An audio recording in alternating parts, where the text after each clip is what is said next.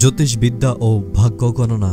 আমাদের দেশে মানুষ ভবিষ্যৎ ভালো মন্দ জানার জন্য ভাগ্য গণনা করতে জ্যোতিষবিদ ও গণকের কাছে গমন করে, অথচ অদৃশ্য বস্তু ও ভবিষ্যৎ বিষয় জানা একমাত্র আল্লাহ সুবহানাহু তাআলার জন্য নির্ধারিত। আল্লাহ তাআলা বলেছেন, আপনি বলুন, একমাত্র আল্লাহ ব্যতীত আসমান ও জমিনের কেউ অদৃশ্যের সংবাদ জানে না।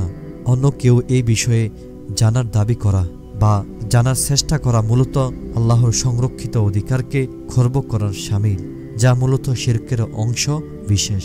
আমাদের দেশে জ্যোতিষবিদ্যা, রাশি নির্ণয়, ভাগ্য গণনা, পাখির মাধ্যমে ভাগ্য পরীক্ষার নামে যে সকল কাজকর্মের ছড়াছড়ি পরিলক্ষিত হয় তা ভবিষ্যৎ জানারই অপচেষ্টা মাত্র। এটি মূলত শিরক। বড় বড় সাইনবোর্ড টাঙ্গিয়ে ভাগ্য গণনা ও রাশি নির্ণয়ের জন্য প্রতিষ্ঠান খোলা হয়েছে। পত্রিকায় ঘটা করে রাশি নির্ধারণপূর্বক ভবিষ্যৎবাণী করা হয়। কোথাও ভাগ্য নির্ধারণের জন্য জন্তুও বসানো হয়েছে। শহরের রাস্তাঘাটে পাখি দিয়েও ভাগ্য নির্ধারণের মিথ্যা অপচেষ্টা চলছে। এ বিষয়ে রাসূল সাল্লাল্লাহু আলাইহি ওয়াসাল্লামের বাণী অত্যন্ত পরিষ্কার। তিনি বলেন, যে ব্যক্তি কোনো গণকের কাছে আসে এবং তাকে কোনো বিষয় জিজ্ঞাসা করে 40 দিন পর্যন্ত তার কোনো সালাত কবুল হয় না। নাউজুবিল্লাহ। যে ব্যক্তি জ্যোতিষের কাছে আসলো এবং সে যা বলল তা সত্য মনে করল, সে মূলত মুহাম্মদ সাল্লাল্লাহু আলাইহি ওয়াসাল্লামের উপর যা অবতীর্ণ করা হয়েছে তা অবিশ্বাস করল।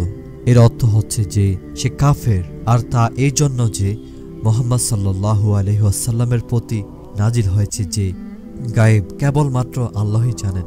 কুরআন মাজিদে ইরশাদ করেছেন, বলো, আমি বলছি না যে আমার কাছে আল্লাহর ভান্ডারসমূহ রয়েছে, আমি গায়েবও জানি না।